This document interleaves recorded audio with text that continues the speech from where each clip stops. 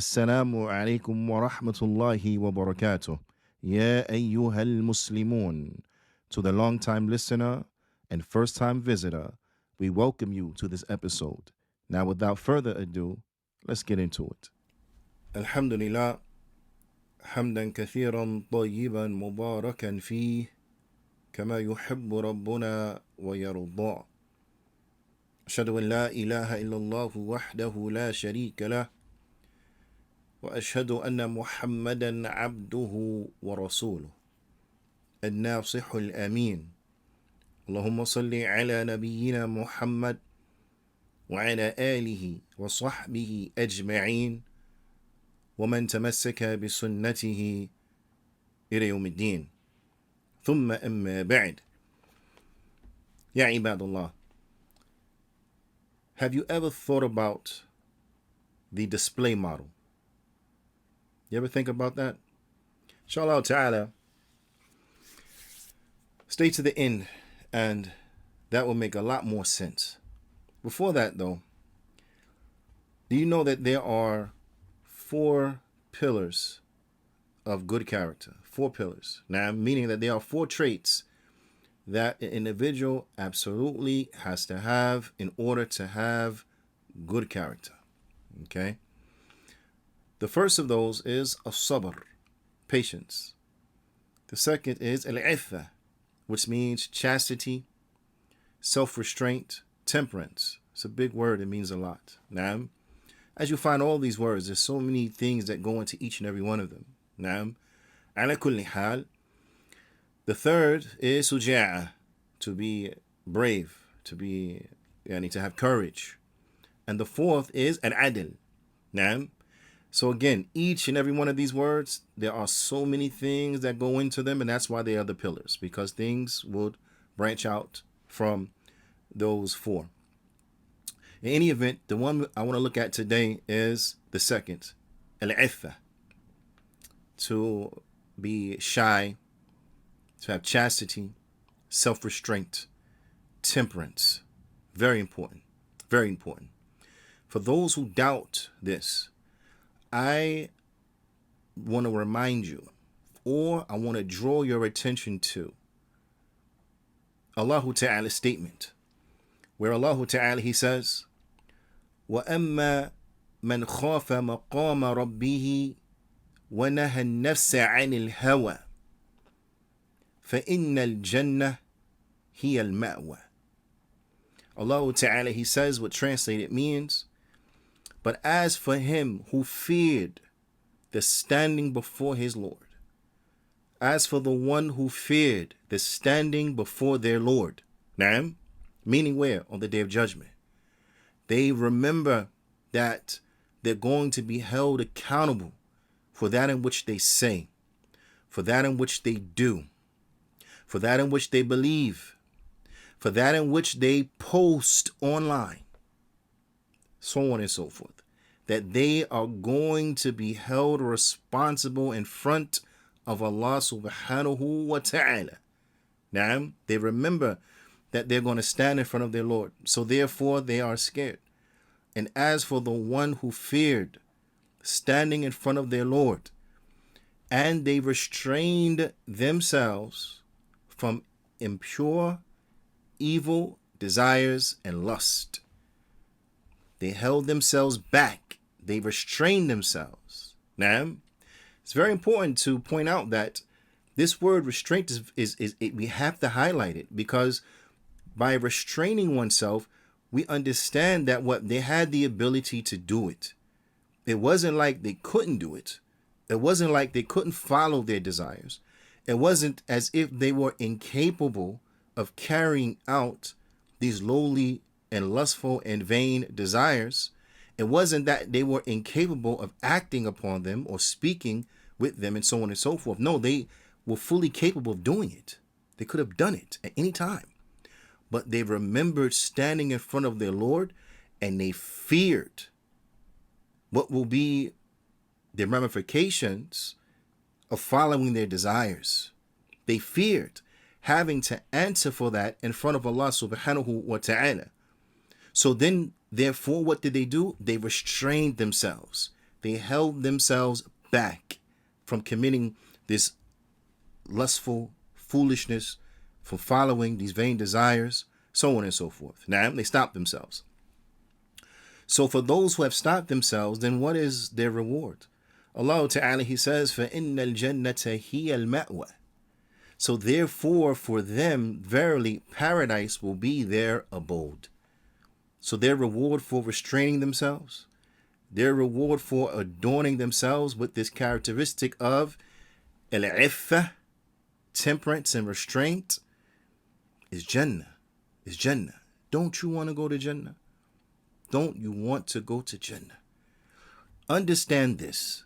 The route to Jannah, the way to Jannah, the way to be for those who want to go to Jannah is not to be the most ratchet, is not to be the loudest, is not to be the most provocative, is not to be the most outlandish, is not to be the most to the end of it. That's not the road to Jannah. The road to Jannah is not to just say whatever it is you want to say.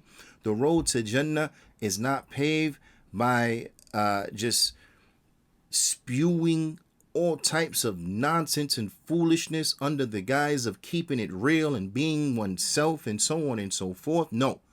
The path to Jannah, the characteristic and the trait of those who are on the way to the Jannah are those who restrain themselves. Those who can act just as ignorant as the next man. Those who, if you push the right buttons to the wrong individual, can clearly and decisively show you how they are not that far removed. But nonetheless, these are the individuals who restrain themselves. They could do it, but they don't. It is important that we take full advantage of understanding this fact by acting upon it. Acting upon it in the way that we speak.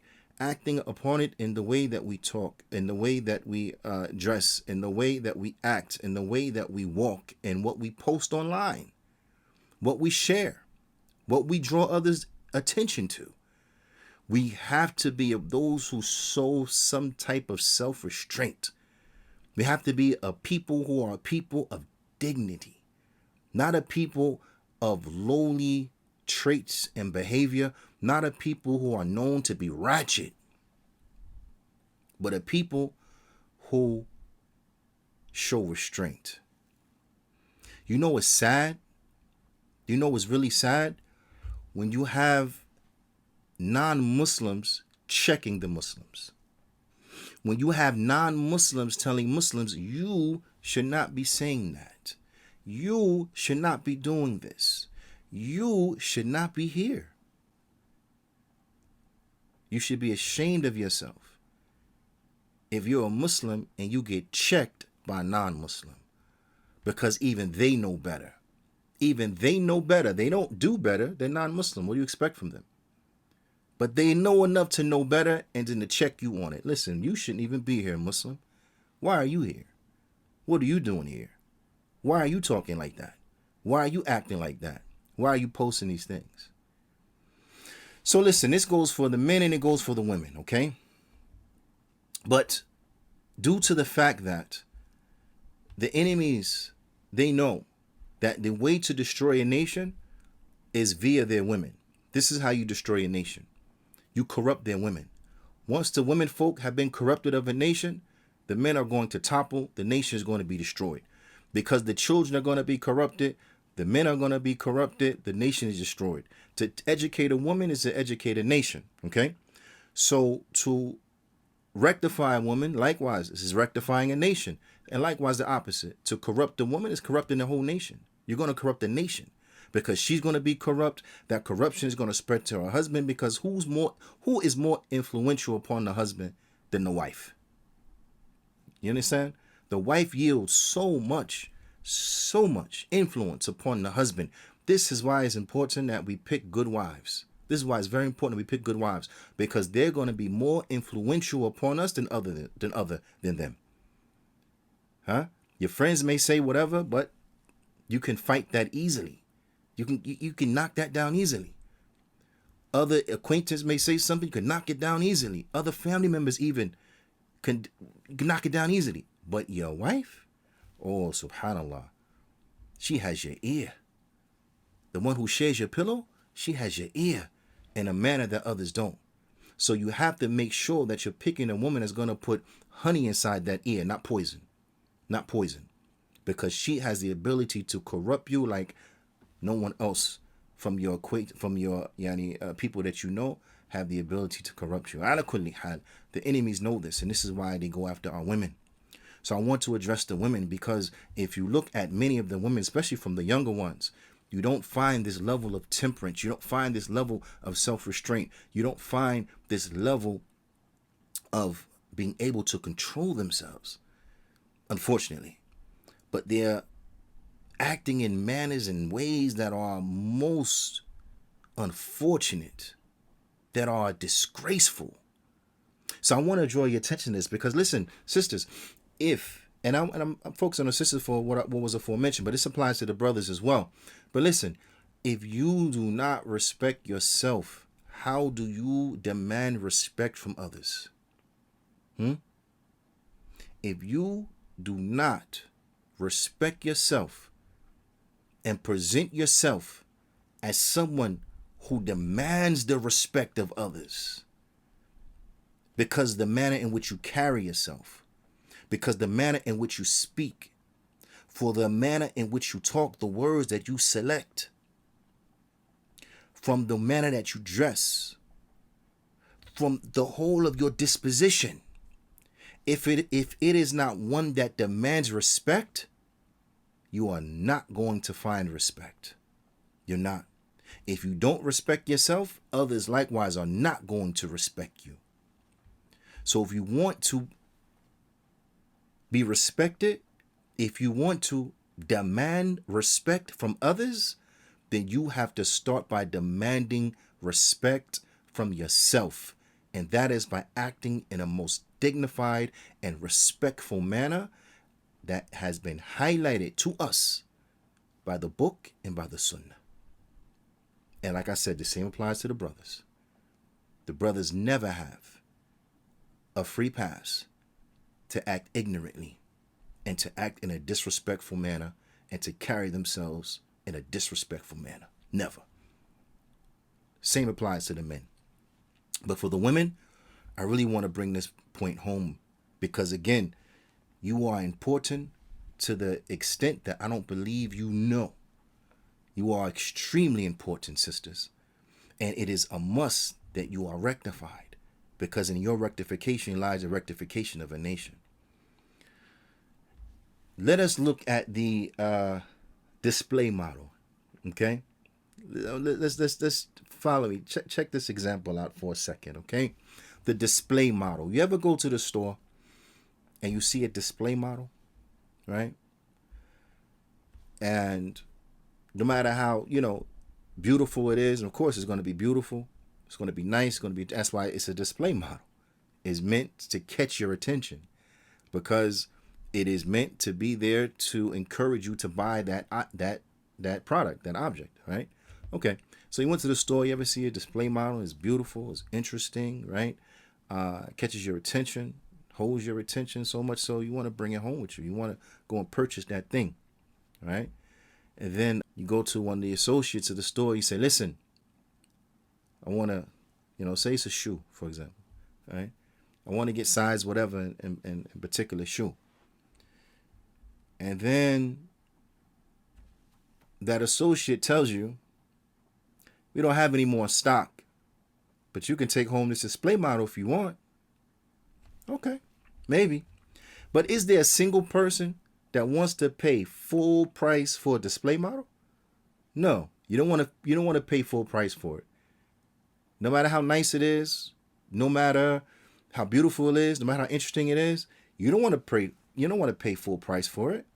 Its value has been diminished. Why? Because everybody done looked at it, everybody done fondled it and touched it and this and that and so on and so forth. And right, it's as if it is used. It's as if it is used. It's on a display model now. It is as if it is you. So you're looking and you say, oh, I mean, if I really had to, but I'm not paying full price for that. I need a discount, right? I want a discount. I don't care how nice it is. I don't care how beautiful it is. I need a discount. That's a display model. Nobody wants to take home a display model. Nobody wants to keep a display model. Do you understand? Nobody wants to keep a display model. You might be okay playing with the display model, but you don't want to keep it, right? If there's a display model, it's a basketball. You might take that basketball out and you start dribbling in the aisles, and you like the bounce of it. You like everything. You might, throw it up a few times and say, I like this one. But then when it's time to purchase, what do? You throw that one to the side and you grab one off the shelf that had never been touched. That's the one you want to bring home. You don't want the display model. No, because you don't value it like that. So listen, sisters, not to be harsh. And if it sounds harsh, apologize. But nonetheless, it's true. Men of value, they look at women who are lewd, who do not dress properly, who speak in a filthy manner, who have a very long history, not the type of good history, but you know the type of history I'm talking about. They have that type of history where the count is so much. Men look at you, men of value, look at you as being something worse than that display model. They don't want to take that home. Nobody wants to keep that. Nobody wants that. No. And yes, you'll find, people who are like that. But it's like they say, الطيور على أشكالها تقع. That birds of a feather flock together. You present yourself as a ratchet, then you're going to attract ratchetness. You're going to attract ratchet individuals. You're going to attract individuals who are ratchet and filthy in the same manner. Nobody wants a display model. How do we avoid becoming even worse than a display model? How do we do that? Al-iffa, by having self-restraint, by having chastity, by having temperance, by having dabtul nafs, that we control ourselves, that we hold ourselves back, and that we rule ourselves by the book of Allah and by the sunnah of his messenger, sallallahu alaihi wasallam. That's how we prevent ourselves from being worse than the display model. Listen, this is just food for thought. Take what you want from it. Leave what you want. But it is what it is. Illa liqa. Istawdi'ukum Allah. Wassalamu alaikum wa rahmatullahi wa barakatuh.